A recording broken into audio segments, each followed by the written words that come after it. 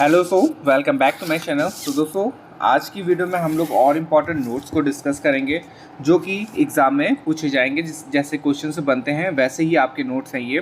देखिए, सबसे पहले मैं बता दूं कि पेपर फर्स्ट है जिसका नाम है भारत में शिक्षा व्यवस्था का विकास और उसकी चुनौतियाँ। इंग्लिश में हो जाएगा development of education system in India and it's challenges. ठीक है, चैप्टर 5 का हम लोग देखेंगे, क्योंकि देखिए सबसे पहले मैं बता दूं कि जो हमारा चैप्टर फर्स्ट है, फर्स्ट से लेके 4 तक की, वो प्राचीन काल और मध्यकाल से है। ठीक है, तो पहला हमने चैप्टर देख लिया था, इसमें से इंपॉर्टेंट नोट्स जो थे उसको देख लिया था। बट अब हम लोग जो सीधे 5th से देखेंगे, क्योंकि जो हमारे ये चैप्टर्स हैं, जो पहले वाले चैप्टर्स हैं, इसमें थोड़ी सी आप लोगों को बोरियत होगी। ठीक है, उसके भी नोट्स अभी धीरे धीरे बना देंगे। बट ये जो चैप्टर्स है इस पर थोड़ा सा इंटरेस्ट आएगा और अच्छा लगेगा पढ़ने में भी।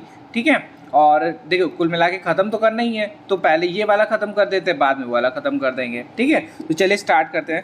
पहला देखिए जो नोट्स है, मैं बता दूं कि चैप्टर 5 है जिसका नाम है ब्रिटिश काल में शिक्षा व्यवस्था, और मैकाले का विवरण पत्र और बेंटिक का स्वीकृत पत्र 1835। ठीक है, पेपर फर्स्ट है। तो देखिए सबसे पहले कि ये स्क्रीनशॉट लेते रहिएगा आप लोग बीच बीच में, जो भी आपको लगे कि हाँ इंपॉर्टेंट है। वैसे इंपॉर्टेंट सभी चीज़ है, बट जो नहीं आता आप लोगों को वो करिएगा। ठीक है, पहला देखिए बहुत ही इंपॉर्टेंट है। सबसे पहले कि ईस्ट इंडिया कंपनी ने व्यापार के साथ साथ किस चीज़ को अपना उद्देश्य बनाया था, तो वो हो जाएगा धार्मिक प्रसार को। ठीक है, ईस्ट इंडिया का काम क्या था कि व्यापार तो करते ही करते थे, साथ में धार्मिक प्रचार भी करते थे। ठीक है, फिर इसके बाद देखिए इस वीडियो में आपको डेट्स बहुत सारी मिलेंगी। इंपॉर्टेंट्स जितने भी ईयर्स हैं वो काफ़ी सारे हैं, और इंपॉर्टेंट डेट्स मैंने बताया कि टॉपिक एक रहेगा हमारा ईयर्स वाला भी। ठीक है, वो हम लोग बाद में भी करेंगे। अभी सबसे पहले हम लोग ये डिस्कस कर लेते हैं चैप्टर वाइज। ठीक है, अब देखिए इस पे दिया गया है 1698 में कंपनी के संचालकों ने अपनी आज्ञा पत्र में कहा कि कंपनी का कर्तव्य है कि वह प्रत्येक कारखानों में एक पादरी रखे और कंपनी के कर्मचारियों के बालकों की शिक्षा के लिए प्रत्येक किले, छावनी तथा कारखानों में विद्यालय खोले। ठीक है, अब देखिए डायरेक्ट क्वेश्चन आ सकता है, कैसा आएगा कि कौन से आज्ञा पत्र में या किस ईयर में एक पादरी रखने का प्रस्ताव आया था या फिर हुआ था, तो 1698 हो जाएगा। ठीक है, इसी में एक पादरी रखने का प्रस्ताव था। ठीक है, रखना स्टार्ट हुआ तो मान सकते हैं आप लोग कि ईयर बस याद रखिए 1698। ठीक है, चलिए आगे देखते हैं। इसमें दिया गया है हाँ 1698, एक सेकेंड, हाँ ठीक है।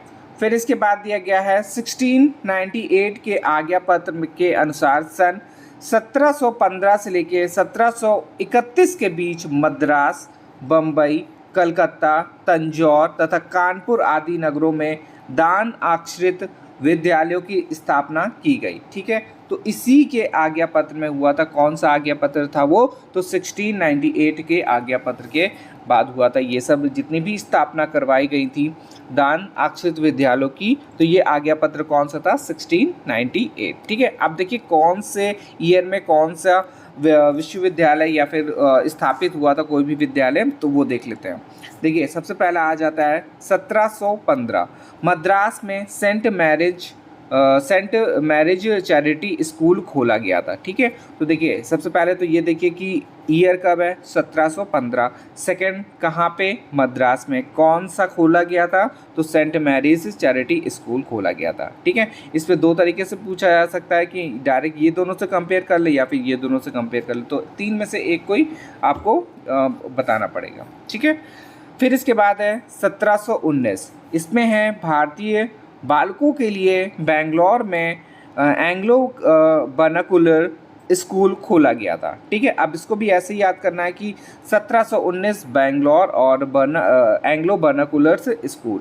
ठीक है, फिर है 1781, बंगाल के तत्कालीन गवर्नर वॉरेन हेस्टिंग ने कलकत्ता मदरसा की स्थापना की। अब ये भी काफ़ी इंपॉर्टेंट है।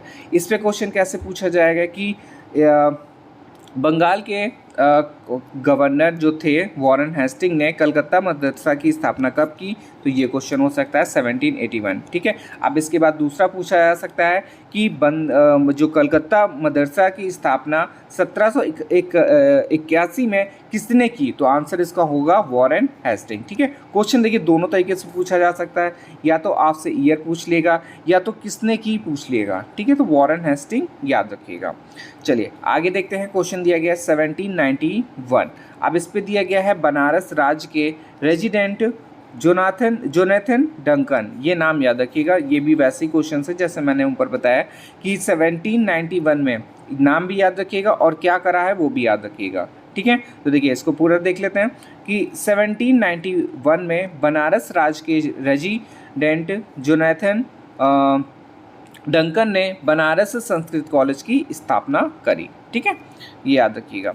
चलिए आगे देखते हैं। क्वेश्चन दिया गया 1800, और 1800 में क्या हुआ था? लॉर्ड वेलेजली ने कलकत्ता में फोर्ट विलियम्स कॉलेज की स्थापना करी है। ठीक है, तो देखिए अब ये वाले जो क्वेश्चन है आपके हर तरीके से पूछा जा सकता है, या तो डायरेक्ट क्वेश्चन पूछा जा सकता है, या तो आपका मैच द फॉलोइंग वाले जो क्वेश्चन होते हैं वो भी वैसा भी पूछा जा सकता है।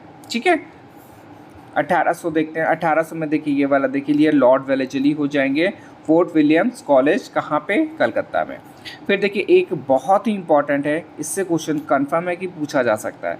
ये दिया गया है निरुल्ला व नायक के शब्दों में 1813 के आज्ञा पत्र ने भारतीय शिक्षा के इतिहास की को नई दिशा में मोड़ा।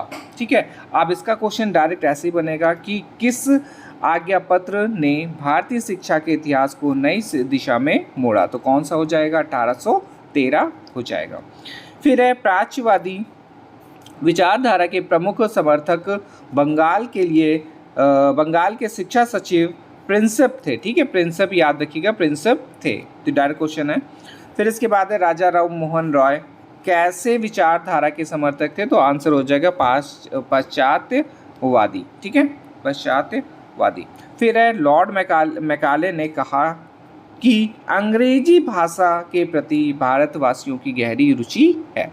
ठीक है, अब दोनों तरीके से पूछा जा सकता है कि लॉर्ड मैकाले ने किस भाषा के प्रति भारतवासियों की गहरी रुचि है? तो इस पे हो जाएगा अंग्रेजी भाषा। ठीक है, और दूसरा क्वेश्चन कैसे बनेगा कि अंग्रेजी भाषा के प्रति भारतवासियों की गहरी सोच है, ये किसने बोला? तो आंसर हो जाएगा लॉर्ड मैकाले ने बोला था।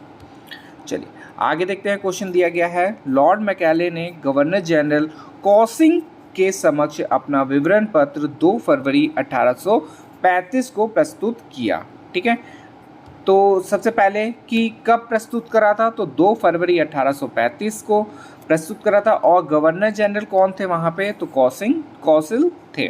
ठीक है, चलिए लास्ट क्वेश्चन है इस वीडियो का, और इसमें दिया गया एक अच्छे यूरोपीय पुस्तकालय की अलमारी भारत तथा अरब के संपूर्ण साहित्य के बराबर होगी, किसने बोला? तो आंसर हो जाएगा मैकाले का।